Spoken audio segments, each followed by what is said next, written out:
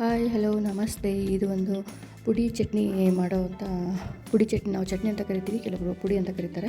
ಅಂದರೆ ಖಾರದ ಪುಡಿ, ಶೇಂಗಾ ಪುಡಿ ಮತ್ತು ಕಡಲೆ ಪುಡಿ ಅಂತ ಕರೀತಾರೆ. ನಾವು ಶೇಂಗಾ ಚಟ್ನಿ, ಕಡಲೆ ಚಟ್ನಿ ಅಂತ ಈ ಥರ ಕರಿತೀವಿ.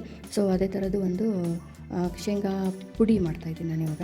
ಶೇಂಗಾ ಪುಡಿ ಮಾಡೋಕ್ಕೆ ಆಲ್ಮೋಸ್ಟು ಎಲ್ಲರೂ ಒಣ ಖಾರ ಹಾಕ್ಬಿಟ್ಟು, ಅಂದರೆ ಯಾವುದು ಒಣಮೆಣಸಿನ್ಕಾಯಿ ಖಾರ ಹಾಕ್ಬಿಟ್ಟು ಮಾಡ್ತಿರಲ್ವ. ಸೊ ಈ ಥರ ಟ್ರೈ ಮಾಡಿದ್ರೆ ಸೂಪರಾಗಿ ಬರುತ್ತೆ.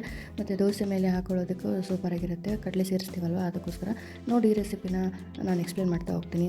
ಫಸ್ಟು ಒಂದು ತವ ತೊಗೊಂಬಿಟ್ಟು ನಿಮಗೆ ಎಷ್ಟು ಕಡಲೆ ಬೇಕು, ಅಂದರೆ ಶೇಂಗಾ ಬೇಕು ಅಷ್ಟನ್ನು ಫುಲ್ ಫ್ರೈ ಮಾಡ್ಕೊಂಬಿಡ್ಬೇಕು. ಆಮೇಲೆ ಅದನ್ನ ಸಿಪ್ಪೆ ತೆಗೆದು ಗ್ರೈಂಡ್ ಮಾಡಿ ಒಂದು ಸೈಡ್ ಇಟ್ಕೊಬೇಕು. ಗ್ರೈಂಡ್ ಅಂದರೆ ಫುಲ್ಲು ಸಣ್ಣಾಗಿ ಗ್ರೈಂಡ್ ಮಾಡಬಾರ್ದು, ತರಿಯಾಗಿ ಗ್ರೈಂಡ್ ಮಾಡಬೇಕು.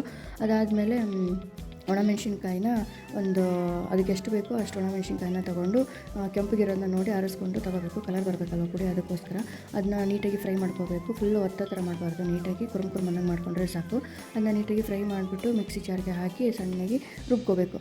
ಗ್ರೈಂಡ್ ಮಾಡುವಾಗ ಒಣಮೆಣ್ಸಿನ್ಕಾಯಿ ಜೊತೆಗೆ ಬೆಳ್ಳುಳ್ಳಿ, ಕರಿಬೇವು, ಕೊತ್ತಂಬರಿ, ಬೆಲ್ಲ, ಉಪ್ಪು, ಸ್ವಲ್ಪ ಹುಣಸೆ ಹಣ್ಣು ಇದನ್ನ ಆ್ಯಡ್ ಮಾಡ್ಬೋದು, ಆ್ಯಡ್ ಮಾಡ್ದೇ ಇರ್ಬೋದು. ಅಂದರೆ ಅದನ್ನ ನೀರಲ್ಲಿ ತೋರಿಸಿ ಆ್ಯಡ್ ಮಾಡಬಾರ್ದು, ಸುಮ್ಮನೆ ಹಾಗೆ ಮಾಡಬೇಕು.